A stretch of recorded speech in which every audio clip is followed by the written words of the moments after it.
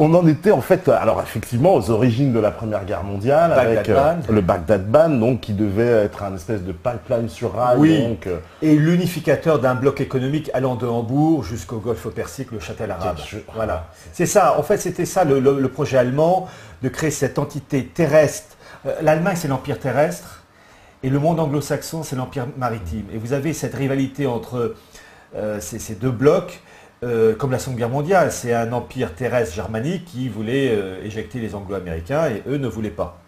Et vous avez cette perpétuelle rivalité, et d'ailleurs c'est ce que disait Richard Coudenhove-Kalergi en 1950 dans son discours quand il a reçu le prix Charlemagne, où il dit en gros, mais l'Europe unifiée a toujours fait peur aux Anglais, que ce soit avec Napoléon ou avec Hitler, mais il ajoute, mais maintenant, avec le cas de la construction européenne, en liaison avec l'Angleterre et les États-Unis, il n'y a plus de problème. Oui, il ne dit pas que le patron sera à Londres et à Washington, et l'Allemagne, et c'est ce que j'appelle toujours le sergent-chef, pour le moment, du supérieur anglo-américain en Europe. D'accord. Voilà.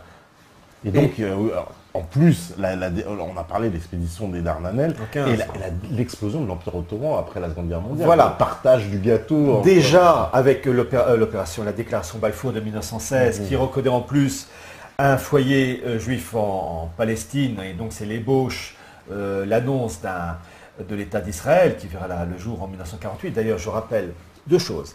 Premièrement, la déclaration Balfour, c'est pas Balfour, c'est Milner, Alfred Milner, qui était un grand, j'allais dire, oligarque anglais, et qui était le fils spirituel de Cecil Rhodes. Cecil Rhodes, qui est mort en 1902, qui est un homme extraordinaire dans son style.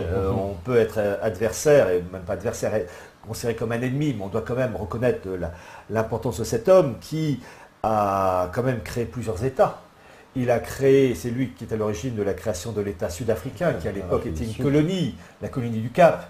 Il est mort en 1902 et la colonie du Cap qui est devenue État sud-africain en 1910. Et c'est lui à l'origine de la création de deux États qui s'appellent la Zambie et le Zimbabwe, qui s'appelaient la Rhodésie, Rhodésie du Nord et du Sud. Avant de se donner son nom à ce voilà, c'est quand même pas à tout le monde d'être à l'origine de la création de trois États. Et en plus, Cecil Rhodes, c'est lui qui est à l'origine de la création de l'industrie diamantaire de Beers, qui est donc la source de... Et tout ça avec les Rothschild, évidemment, eux, c'est jamais production... Ils sont jamais très loin. C'est jamais production je sais pas moi, de pâté, c'est toujours des diamants, il suffit de se balader en verre. Ils ont quand même des métiers quand même spécifiques, ces gens-là. C'est bon. Et donc, comment il s'appelle, Alfred Milner était le copain, le fils spirituel, le collaborateur de Cecil Rhodes. Et Cecil Rhodes en particulier était j'en parlerai encore tout à l'heure, mais était en particulier un promoteur d'une gouvernance mondiale. Et pour cela, il avait lancé ce qu'on appelle les bourses d'études Cecil Rhodes, qui verront le jour qu'après sa mort en 1904, et qui existent toujours, et ô combien, puisque ces bourses d'études Cecil Rhodes consistent à recruter des personnes très intelligentes, mais aussi animées d'une tour de l'esprit acquise au nouvel ordre mondial, dans le domaine politique, économique, journalistique.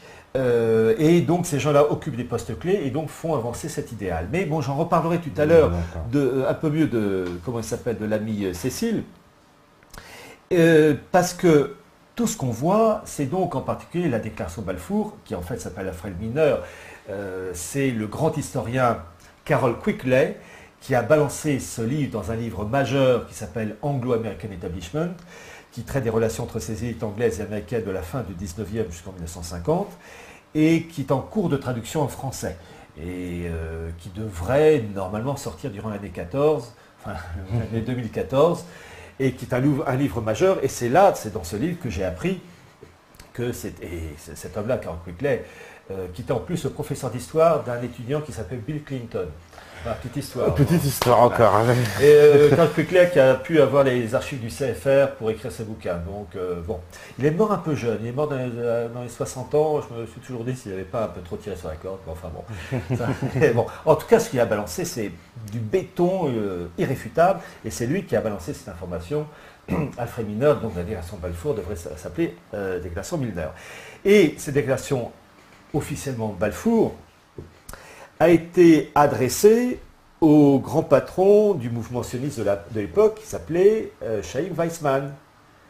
Et c'est ce Chaim Weizmann qui, quelques années plus tard, en 1948, deviendra le premier président de l'État d'Israël. Vous voyez comme en fait, pouf, hop, on retombe. C'est ça qui est assez incroyable. C'est logique. C'est imaginer un puzzle, vous avez 1000 pièces, au début vous avez en vrac les 1000 pièces. Et vous êtes paumé, vous prenez une pièce, je la mets où? Mais à un moment donné, quand vous avez réussi à poser comme un certain nombre de pièces, à un moment donné, le reste ça suit. C'est-à-dire qu'on sait très bien où les mettre. Mais c'est le démarrage. Moi personnellement, quand j'ai fait mes recherches, au début j'étais noyé, perdu. Et puis à un moment donné, ça y est, je commence à comprendre leur système. Et toc, toc, toc, toc. Et à la fin, bon, je ne dis pas que je fais partie de leur famille, sûrement pas. Mais en fait, je les vois de loin et je les sens. Je dis, oh la vérole, elle est là, elle est bien structurée. Bon. Et donc, cette fausse déclaration Balfour, en fait, Milner, donc, pose des jalons pour la création de l'État d'Israël. Et donc, un siècle après, on voit... comment dire, avec quel bonheur ces choses-là se sont mises en place et toutes les conséquences positives pour la région. Et puis, vous avez aussi la volonté de détruire l'Empire ottoman, chose qui sera faite au lendemain de la Première Guerre mondiale. Et donc, vous avez eu ce qu'on appelait les accords Sykes-Picot. Picot et Sykes, ce sont les noms des représentants français et anglais pour les affaires étrangères, qui redessinent les frontières des États irakiens, Koweït, Syrie, Liban, etc., Arabie Saoudite, etc. Et donc, ces accords Sykes-Picot encore gèrent les frontières des États du Proche-Orient. Je veux dire encore parce qu'en fait, on assiste au dernier spasme des accords Sykes-Picot, puisque les Anglo-Américains, en liaison avec Israël, mettent en place des documents et des textes, et ils ne restent pas uniquement dans la théorie, pour éclater ces États du Proche-Orient, les pays musulmans, en fonction de critères ethniques et religieux. Et vous avez en particulier, c'était dans mon livre Minorité et régionalisme, vous avez la carte du Proche-Orient décomposée qu'on va voir dans le document suivant. D'accord, donc ça c'est la vue 16. Ah oui, alors oui, ce document, vous allez le passer et je reviendrai après sur ce document suivant. Voilà. C'est ce document... Donc c'est la vue 17, les cartes. C'est ce document qui représente deux cartes. La première carte avec les frontières des pays du Proche-Orient, frontières actuelles, et deuxième carte, les frontières redessinées en fonction des critères ethniques et religieux. Et là, vous avez alors là, un charcutage. Ah oui, alors là, un charcutage, vous avez l'Irak qui éclate en trois zones, l'Irak chiite, un autre sunnite, un autre kurde, et en fait, vous avez un État kurde qui réunit tous les Kurdes. Que ce soit les Kurdes d'Irak, de Syrie, de l'Iran. Sur l'Iran, sur la Turquie, sur la Syrie, sur l'Irak, on est tranquille. L'État kurde qui est mis en place, eh bien, il réunit les deux richesses de la région, le pétrole, entre autres Kirkouk et Mossoul, et l'eau, le Tigre et l'Euphrate, qui prennent leur source à l'est de la Turquie kurde, le mont Taurus. Et donc, si un État kurde voit le jour et à première vue il a le soutien des Anglo-Américains, ben, je me dis que, je ne dis pas qu'ils vont réussir, mais en théorie c'est ce qu'ils veulent faire, eh bien ce serait le pays qui serait vraiment le pays incontournable parce qu'il aurait les deux richesses de la région, l'eau et le pétrole. Avec ça, on va loin. Et donc on voit ce remodelage. Alors ces deux cartes sont sorties dans une revue militaire américaine, AFJ, Armed Forces Journal, Journal Forces Armées, sous la plume d'un lieutenant-colonel qui s'appelle Ralph Peters. Alors, je marche toujours avec des documents officiels et je me suis dit, eh bien, on va faire en sorte que les auditeurs de Beta TV en profitent. J'ai la revue. Alors, voilà la revue AFJ, sortie en mai-juin 2006, et vous avez la photo du grand ami de représentants, en tout cas des grands amis des personnes ici présentes, le Rumsfeld, Donald Rumsfeld, le néoconservateur. Et vous avez la carte, d'abord l'article de Ralph Peters qui s'intitule Blood Borders, c'est en frontière de sang, donc évidemment, pour faire ce charcutage, il faut évidemment taper dessus. Et puis surtout, vous avez les deux cartes, carte de gauche, before, situation actuelle, carte de droite, le charcutage, avec tous les remaniements ethniques en fonction des critères ethniques et frontières religieuses. Donc vous voyez, c'est un document officiel que j'ai, et parce que je fonctionne toujours avec des documents officiels. Alors c'est très intéressant parce que l'article de Ralph Peters, qui entre-temps rappelle son lien étroit avec Israël, c'est jamais le Bangladesh. ou les îles Fidji. Mon amour des îles Fidji. C'est que ces gens-là, je les entends jamais dire j'aime les îles Fidji. Le Pérou, je suis pour une alliance indéfectible. Le Pérou a le droit de vivre. Jamais. C'est toujours Israël, je sais pas. Bon. Donc il doit y avoir quand même quelque chose. Et chose très intéressante dans cet article, en plus des remaniements, regardez la carte de l'Arabie Saoudite, enfin... Ah bah elle est complètement éclatée. Éclatée, ça, les Saouds, depuis 1945. Vous savez que depuis 1945, il y avait eu un accord entre les Saouds et puis le président des États-Unis de l'époque, Roosevelt, sur le croiseur Quincy. En gros, le deal, enfin non, l'accord, elles sont francophones. L'accord, c'était, nous, Américains, on vous assure la sécurité, vous les Saouds, avec le wahhabisme qui va avec. Et puis, en échange, vous donnez le pétrole, enfin, c'est nous qui avons un droit de regard. Bon. Et puis, depuis quelques temps, ça déconne, et en particulier parce que, dans ce charcutage, proposé donc dans la revue militaire américaine, en sachant que Ralph Peters n'est que l'élément visible, c'est lui qui l'a fait, mais vous pensez bien que pour ce genre de choses, il faut un accord et une compréhension, une entente avec ceux qui sont derrière. Eh bien, il propose, et s'il explique dans son article, et là, pendant que je parle, je recherche le passage, il dit qu'en particulier qu'il faut créer un État sacré de l'islam autour de Médine et de la Mecque. Et il dit dans le texte un Vatican musulman. Parce qu'il dit en gros que la famille Saoud avec le Wahhabi, ce sont des rétrogrades, toute la liste qui va avec. Et il veut mettre en place, enfin lui et ses copains, il souhaite mettre en place un conseil tournant des différentes écoles de l'islam pour en fait mettre un islam à la sauce mondialiste digeste, comme Vatican II pour l'Église catholique. Là, ils ont réussi, enfin, temporairement, l'Église... L'islam mondialisto-compatible. Voilà, digeste à la sauce McDo. Voilà. Pour Vatican II, c'est réussi, en sachant, je précise toujours, pour les catholiques qui nous parlent, c'est temporaire, dans ce sens que l'ennemi a gagné une bataille, mais les portes de l'enfer ne prévaudront pas contre mon Église, et ça, c'est pas de moi, c'est du Christ. Donc là, je fais confiance. Eh bien, je vais vous lire le passage que dit Ralph Peters et de ses copains au sujet de l'État sacré d'Islam. Je cite Ralph Peters, la cause principale, donc c'est dans ce livre, La marche irrésistible du gouvernement mondial, la cause principale de la large stagnation du monde musulman réside dans le traitement réservé à la Mecque et à Médine, considérés comme leur fief par la famille royale saoudienne. Les lieux saints de l'islam, soumis au contrôle de la police d'État de la part d'un des plus bigots et agressifs régimes au monde, ont permis aux Saouds, la famille régnante d'Arabie Saoudite, de projeter leurs croyances wahhabites à la fois intolérantes et disciplinées au-delà de leurs frontières. Imaginez comme le monde musulman se sentirait mieux si la Mecque et Médine étaient dirigées par un conseil représentatif tournant issu des principales écoles et mouvements de l'islam dans le monde au sein d'un État sacré islamique, une sorte de super Vatican musulman où l'avenir de la foi serait débattu au lieu d'être arbitrairement fixé. C'est le Vatican II de l'islam. Vatican II de l'islam, c'est-à-dire en gros réformer l'islam, mais auparavant on flanque la pagaille. Bien.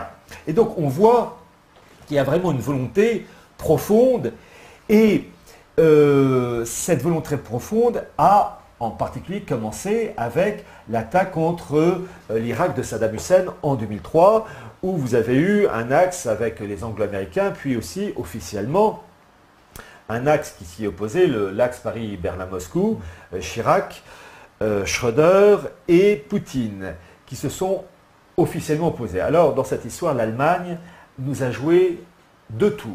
Et là, on va voir donc la carte Alors précédente. là, on revient à la carte 16, à la vue 16, voilà, où on voit... Ce que vous voyez, chers auditeurs de Méta TV, je dis bon, toujours appeler la radio, enfin la télévision, là, je comprends le système. Alors, c'est un document officiel venant de la revue allemande, le Spiegeler, c'est en allemand, Angebliches Adam Carter, zur Verteidigung Bagdad. C'est la carte supposée pour la défense de Bagdad. En fait, bon, pas supposée du tout, ils ont voulu être prudents. C'est un document de la ville de Bagdad avec le système de défense en cercle concentrique fourni par les services secrets allemands aux militaires américains en 2003. Donc, les militaires américains, déjà, ils avaient la sécurité en armes, ils avaient les satellites, mais en plus, ils connaissaient la garde républicaine où elle se situait, toutes les forces de Saddam Hussein. Donc, alors que l'Allemagne de Schröder était officiellement du côté de la France et de la Russie de Poutine, en sous-main, les services secrets allemands ont fourni un élément majeur, les plans de la ville de Bagdad avec tous les centres militaires. Donc c'était du gâteau. C'est le double jeu allemand là. Double jeu. Ça, la duplicité allemande, peu importe l'enjeu politique. Et d'ailleurs, cette duplicité allemande, elle s'est manifestée quelques mois plus tard après donc, la chute de Bagdad, enfin la chute de Saddam Hussein. Et là, c'est là où on voit que la presse française, elle est minable. Vous avez eu le 27 février 2004 la visite du chancelier Schröder aux États-Unis. Il a rencontré George Bush fils à Washington et ils ont signé un document intitulé Alliance germano-américaine pour le XXIe siècle. Ça a fait la une des journaux allemands, la une des journaux américains. J'ai conservé à titre personnel le journal le Herald Tribune qui en page 1 explique les raisons de la réconciliation germano-américaine. Et en gros, ce document qui n'a pas... je n'ai jamais vu l'ombre d'une information là-dessus dans la presse française. Il faut le faire. Si ça a été le mythe du clic franco-allemand à conserver. Voilà, l'amitié franco-allemande, c'est un attrape-couillon dingue. D'abord, les relations d'amitié entre les États n'existent pas. Voilà, c'est qu'on des relations d'intérêt. Déjà, les relations humaines, c'est pas évident. Alors, entre États avec des intérêts financiers, tout ce que vous voulez, les relations d'amitié n'existent pas. Méditez toujours cette phrase de ce Premier ministre anglais, Lord Palmerston, Premier ministre anglais du XIXe siècle, qui disait « L'Angleterre n'a pas d'amis éternels comme elle n'a pas d'ennemis éternels. Elle n'a que des intérêts éternels. » Ça, c'est du pratique. Donc le côté peace and love, tout le monde se donne la main, de façon Kohl et Mitterrand à Verdun, ça, c'est vraiment... c'est l'émotion, c'est minable, c'est cuculapraloche, enfin bon, bref. On n'a pas à faire des politiques. Les vrais politiques s'appellent Winston Churchill, s'appellent Richelieu, s'appellent Bismarck. Là, on a à faire des politicards mielleux, niaiseux, enfin tout ce que vous voulez. Bon, bref. Donc cette alliance germano-américaine, elle dit quoi? Il faut réussir l'unité de l'Europe, il faut réussir le partenariat transatlantique et il faut réussir le resserrement des liens entre l'Europe et l'Amérique d'un côté et les pays musulmans bordant la Méditerranée. Et d'ailleurs, ça rentre. C'est marrant, ça. Oui. Et d'ailleurs, ça rentre dans un programme politique de la Commission européenne, enfin des structures de l'Union européenne, qui s'appelle la PEV. La PEV, c'est la politique européenne de voisinage, qui dit non pas qu'il faut coopérer étroitement entre l'Europe et les pays musulmans, non, elle dit qu'il faut, je cite le verbe, intégrer politiquement et économiquement les États musulmans à l'Europe et donc à l'axe euro-atlantique. Bon. Et on le verra en particulier dans le domaine, tout à l'heure dans les toutes dernières cartes, le domaine solaire, la politique, voilà, où là, effectivement, il y a les connexions. Alors, je répète toujours, il y a ce qu'on voit en théorie, les documents officiels. Après, la mise en pratique, ça c'est autre chose. C'est une machinerie immense, ça marche bien, moyennement, ou pas du tout. D'ailleurs, c'est pas pour rien que mon livre, La marche irrésistible du l'univers mondial, j'ai ajouté, irrésistible donne un côté implacable, j'ai mis Destination Babel, pour montrer que ça va échouer, mais aussi pour montrer qu'il y a un fond religieux dans cette histoire. Parce que tous les événements qu'on voit, tout ce qu'on voit, comment dire, les manifestations matérielles ne sont que la conséquence d'une tournure d'esprit religieuse en amont. On en parlera un peu tout à l'heure. Bien. Donc, l'Allemagne a fourni les plans de défense de la ville de Bagdad en 2003 aux militaires américains. Un an plus tard, février 2004, alliance germano-américaine. Donc, nous, Français, on s'est fait avoir dans les grandes largeurs. Alors, cette volonté de décomposition du Proche-Orient, eh bien, c'est vraiment, je l'ai montré avec les cartes, on peut revenir à la carte de Ralph Peters. Oui, la carte 17. Voilà, la carte 17. Eh bien, on voit qu'il y a vraiment une permanence et une volonté, puisqu'il y a eu, il y a quelques semaines de ça, un article qui est sorti, je crois que c'est le 28 septembre 2013, dans un journal américain, New York Times, sous la plume d'une femme qui s'appelle Robin Wright. Et cette femme travaille avec tous les think tanks anglo-américains, enfin c'est un truc habituel, il n'y a rien d'étonnant. Et on va pouvoir voir la carte de document. Eh bien, vous avez... Donc c'est la vue 18. Alors, voilà. C'est extraordinaire. Ouais. C'est joli, il y a la couleur. Ouais. Vous avez la Libye. Donc ça c'est tout récent. C'est tout récent, 28 septembre 2013. Vous avez d'abord la Libye qui saute en 3 zones, et effectivement c'est ce qui se passe, puisque... On se dirige vers ça. Voilà, la Libye, il n'y a pas d'État libyen, ce sont des zones tribales. D'ailleurs l'Afrique, c'est un conglomérat d'ethnies. Une exception, c'est le Maroc, où il y a une nation marocaine, parce que vous avez une monarchie marocaine qui a créé un corps historique il y a une nation marocaine, mais il n'y a pas de nation malienne, il n'y a pas de nation tchadienne, il n'y a pas de nation, je ne sais pas moi, congolaise, il y a des ethnies. Et d'ailleurs, dans ces pays-là, la démocratie ne marche pas parce que on vote en fonction d'un groupe ethnique. Donc on vote pour un représentant de son ethnie. Alors si l'ethnie représente les 2 tiers, c'est elle qui a le 2 tiers des voix. Et si elle n'a pas la majorité, elle n'aura jamais la majorité parce que c'est la loi du ventre finalement. C'est ceux qui ont la démographie la plus forte qui imposent leur loi. Bon, mais vous inquiétez pas, ce qui se passe en Afrique, ce qui se passe de plus en plus en Europe, puisque avec le régionalisme technocratique et identitaire, on va de plus en plus pour des partis non pas identitaires, parce que le principe de l'identité, qu'on respecte l'identité, c'est une bonne chose. Non, c'est l'aspect racialiste que je n'aime pas.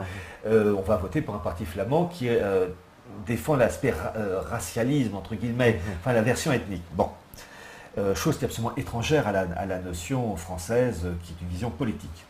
Alors là, on a donc dans ces 2 cartes, la Libye qui explose en 3 parties et la chose est en train de se faire.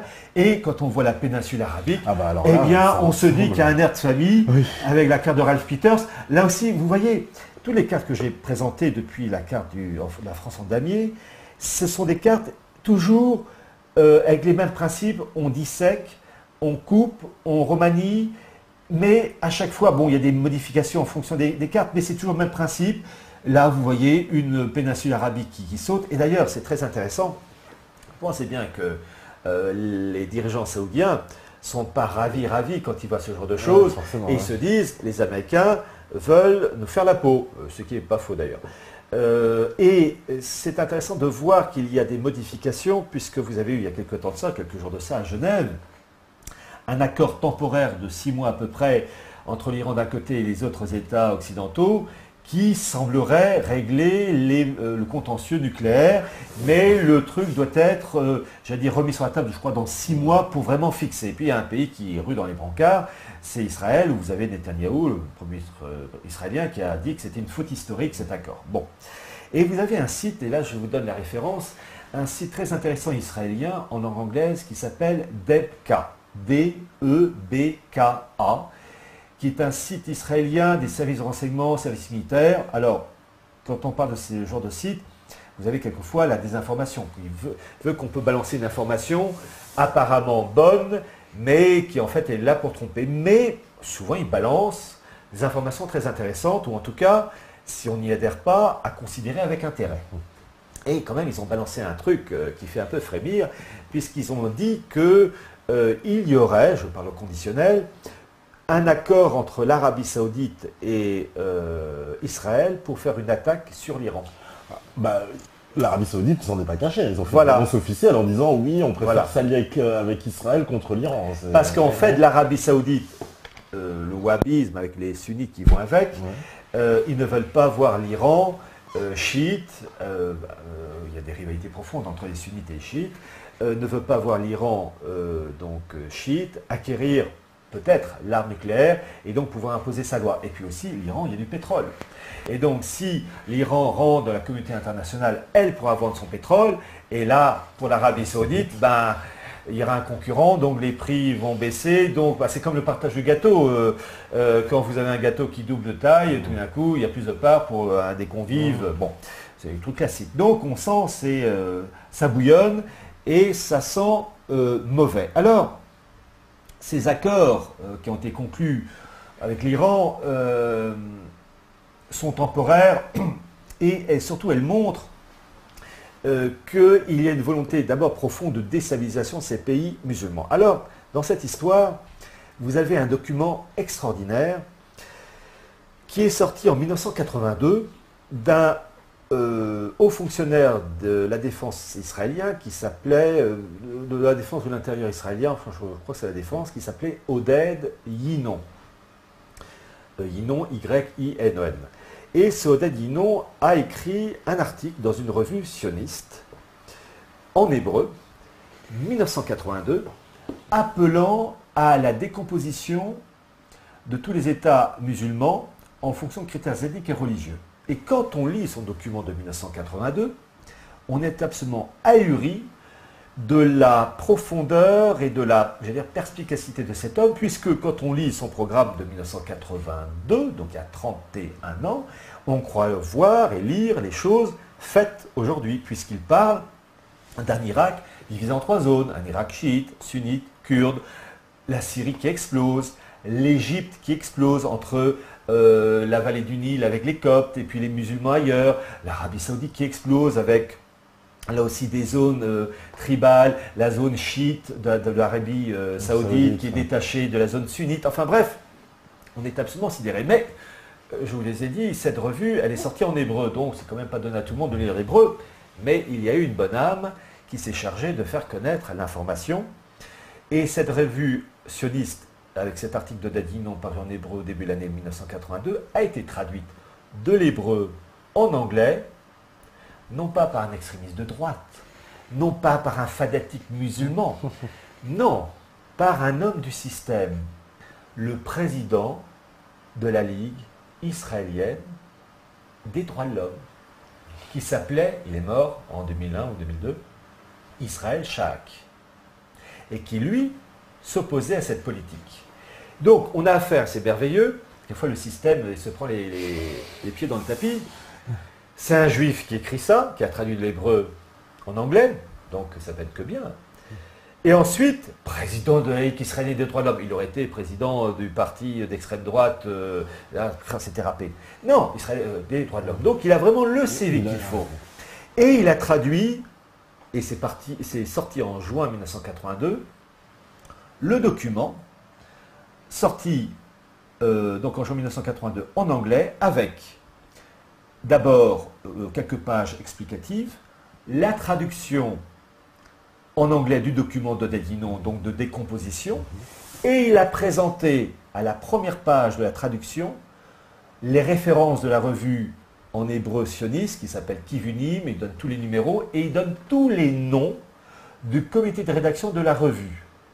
Et à la fin, il présente une carte du Grand Israël dont les frontières vont des frontières du Nil jusqu'à l'Euphrate, carte soutenue et présentée par le fondateur du sionisme, Théodore Herzl, et entre autres par un rabbin, le rabbin Fishman. Et il met les références. Ce document, qui est sorti en 1982, quand j'ai appris son existence, moi, je cherche toujours à voir les originaux, les preuves. Je savais qu'il existait, mais je voulais avoir l'original, introuvable. Et au bout de X recherches, et après avoir bien payé aussi, j'ai trouvé le document, qui est un petit document, un petit livret de 26 pages. Eh bien, ce document, j'ai scanné, et c'est ce qu'on va voir, la couverture. Alors ça, c'est la vue... Alors on va voir la couverture. Alors peut-être qu'ils... C'est peut-être pas dans l'ordre. C'est peut-être pas dans l'ordre. Ah, il manque une carte. Ah, il manque des cartes. Il manque... Alors, ce doit être la première carte. Voilà. Alors là, on va déjà... peut-être que vous présentez la en régie. C'est la 19, ouais. C'est la 19. Vous présentez peut-être la couverture de la revue qui permet de voir les références exactes. C'est 19. Voilà.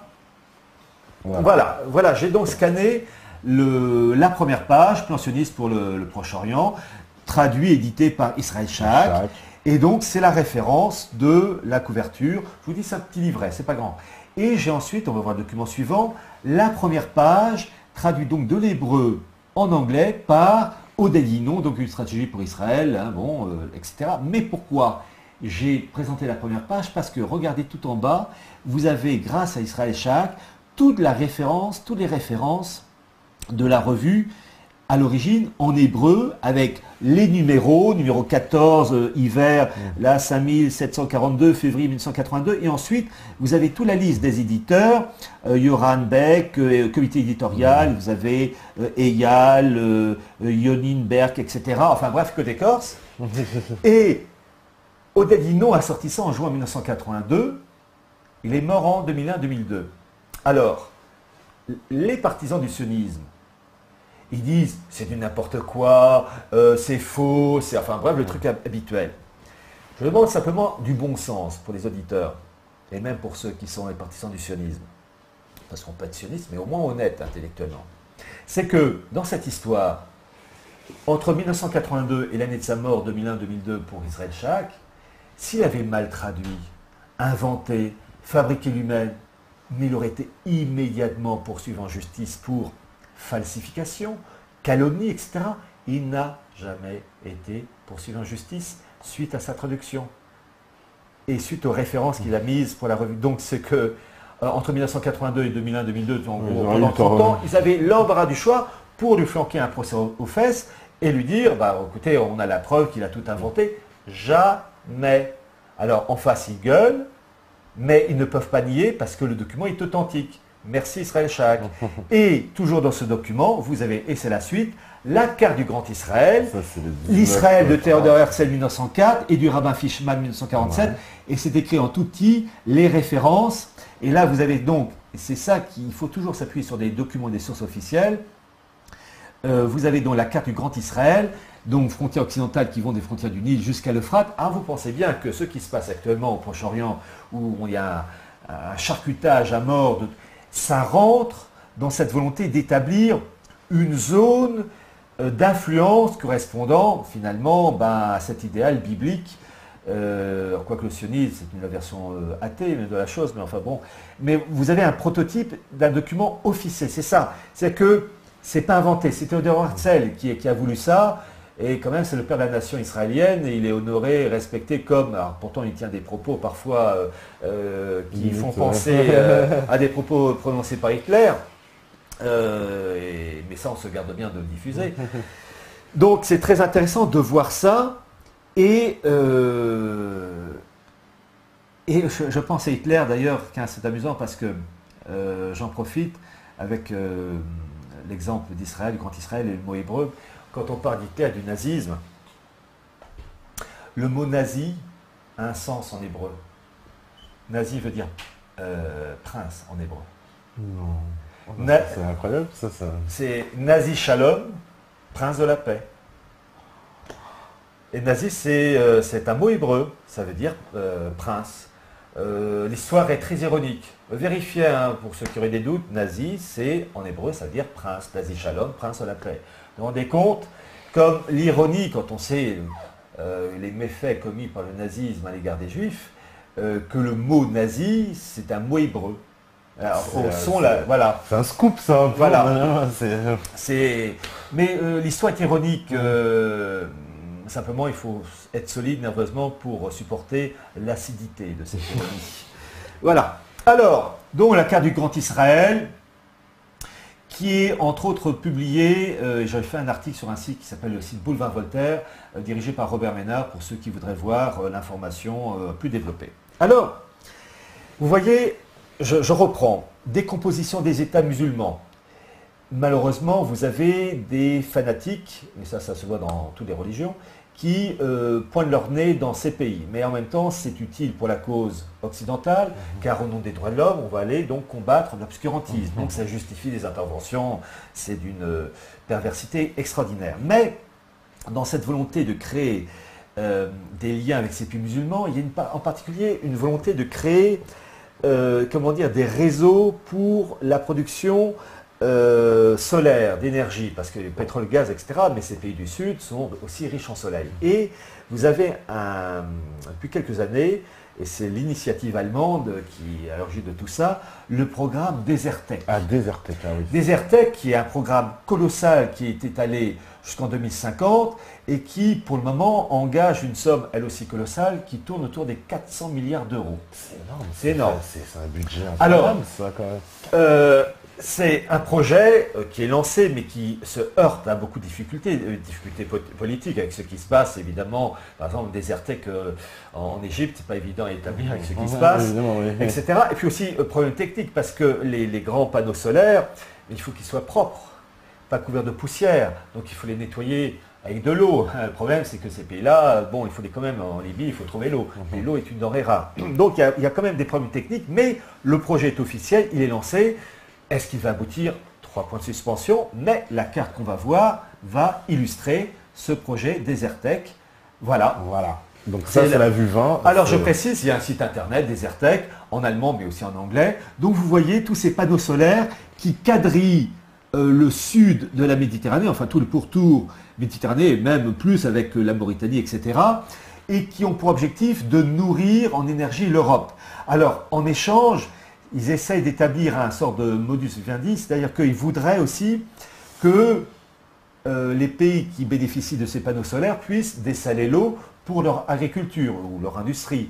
Ils voudraient aussi créer une main-d'œuvre algérienne, tunisienne, libyenne, enfin la Libye est en train d'exploser, mais tous les pays musulmans vont exploser, l'Algérie tôt ou tard aussi, enfin tous vont y passer.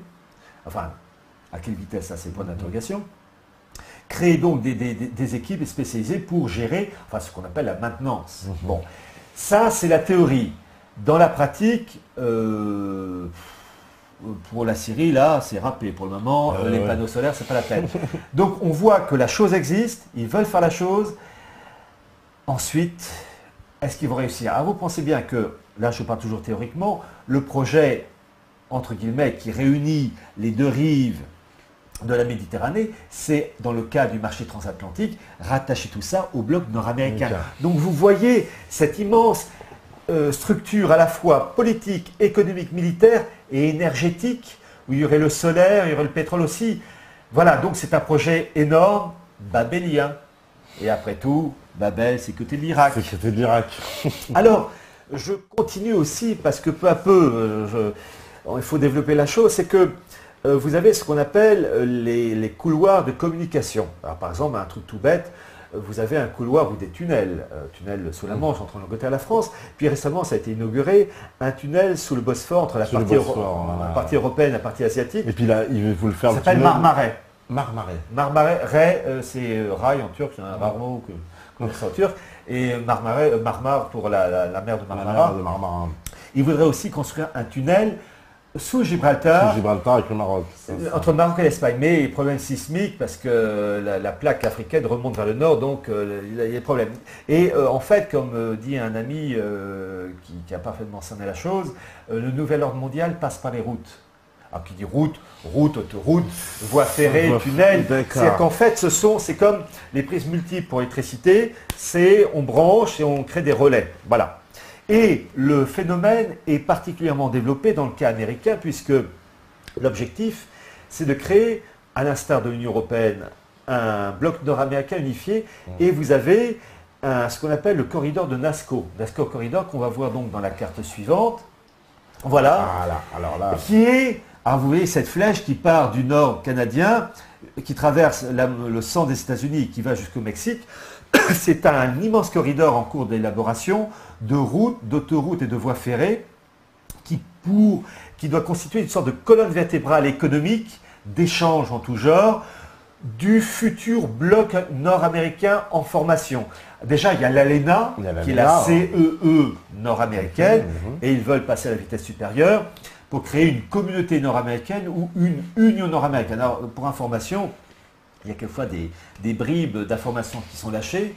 Vous avez un livre en français de géopolitique qui est sorti en 2010 d'un homme qui s'appelle Michel Fouché, qui est un normalien, ancien ambassadeur dans les États baltes et qui est très au fait de ces choses-là. Et il a sorti un bouquin, 1910, qui a été réédité, je crois, depuis, qui s'intitule La bataille des cartes.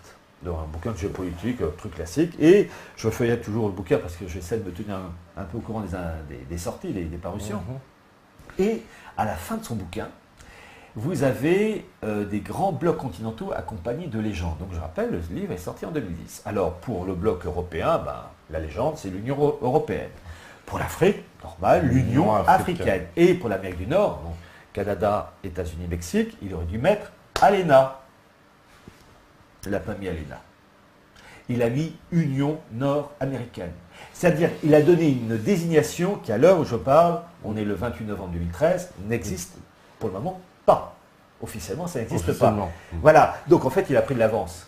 Si vous voulez pas. C'est un peu comme les cartes à chaque fois qu'on voit, nous prépare. Voilà. Et en fait, il prépare. Et la chose, en fait, se prépare de plus en plus, puisque, voyez-vous, dans ce livre, la marche logistique du gouvernement mondial, j'ai résumé le programme de l'unification du bloc nord-américain. En effet, vous avez eu, en 2005, la manière la plus officielle possible, la réunion des 3 chefs d'État de l'époque, Bush fils, le Vicente Fox du côté mexicain, et le 3e que je cherche désespérément, le chef d'État canadien, dont le nom ne me revient plus, Parkinson ou ça commence, ou c'est l'autre maladie.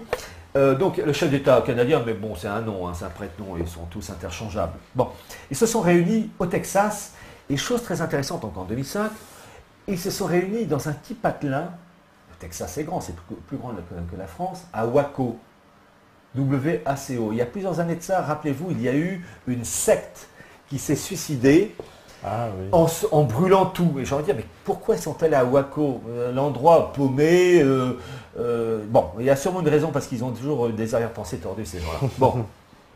Donc il y a sûrement une raison. Donc ils ont réuni et ils ont donc lancé un partenariat pour créer ce bloc nord-américain qui a été relaté de la manière la plus officielle, c'est ce qu'on voyait tout à l'heure, hors caméra.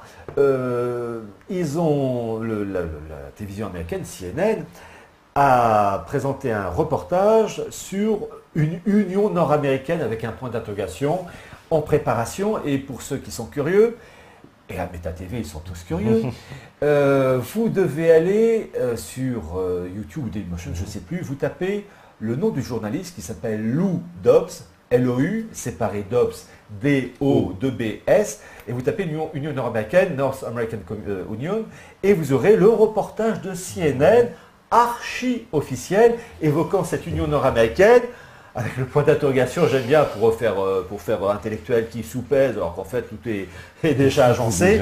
Et d'ailleurs, c'est tellement préparé, puisque le programme d'unification du bloc nord-américain, suite à la rencontre de Waco en 2005 entre Vicente Fox, mexicain, Bush, et le nom ne me revient toujours pas, le chef d'État de l'époque canadien, parce que quelquefois dans les lampes, hop, et là c'est Alzheimer qui continue. Eh bien, ces 3 chefs d'État, le programme a été publié sur le fameux site du CFR, le Council on Foreign Relations, en 3 langues. Anglais, français, grâce à la présence canadienne, française, québécois, et en espagnol. Et donc on a tout le programme, et le programme qui plus est a été codifié dans un ouvrage d'un Américain qui travaille au CFR sur la mise en place d'un bloc nord-américain, où il est évoqué entre autres la mise en place d'une monnaie nord-américaine. Alors ils disent qu'il faut mettre en place une sorte de super Fed, une banque centrale nord-américaine. Enfin, j'ai résumé le programme dans ce bouquin. Et ils évoquent le nom d'une monnaie. Alors je précise, le nom de cette monnaie, ils citent 2 noms, mais ce sont des noms qui ne sont pas sûrs. Les 2 noms qui sont évoqués, c'est Amero ou bien dollar nord-américain. Dollar nord-américain, voilà, oui. Et ce sera peut-être un autre nom. À la rigueur, on s'en fout un peu, on sait que le projet existe. Voilà. Donc, c'est ce qu'ils veulent faire. Et ce bloc nord-américain unifié, eh bien, servirait à la mise en place, à l'agencement avec le marché transatlantique, le bloc européen. Donc, on voit bien. Et je rappelle une chose. Regardez tout simplement les billets d'euros. De 10, de 20, de 50 euros.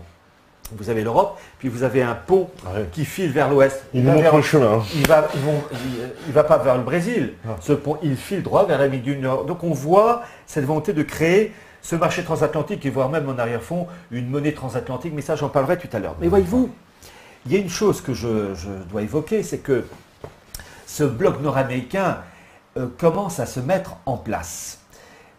Voyez-vous, j'ai résumé le programme.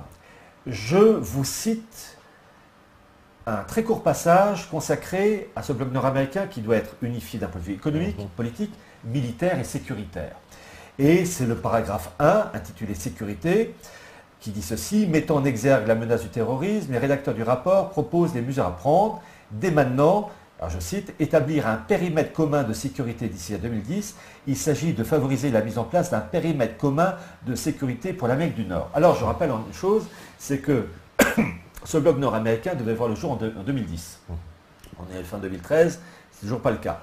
Là aussi, il ne faut pas s'exciter sur les dates, c'est souvent des dates approximatives. Pourquoi? Parce que c'est une machinerie immense pour codifier tout ça. Donc on sait que ça ne sera pas en 2050. Mais bon, c'était prévu pour 2010, ça peut être 2014, 2015, 2016, mais pas 2000. Voilà. En plus, Bush, il avait imposé ça. Voilà. Il avait surpris tout le monde un peu quand il a... disons, les Américains. Disons qu'il n'a pas imposé, on doit dire, Georges, arrête avec tes cacahuètes, hop, tu vas, voilà, parce que ce sont ne font que, voilà. Et ce projet de bloc nord-américain est déjà lancé d'un point de vue sécuritaire.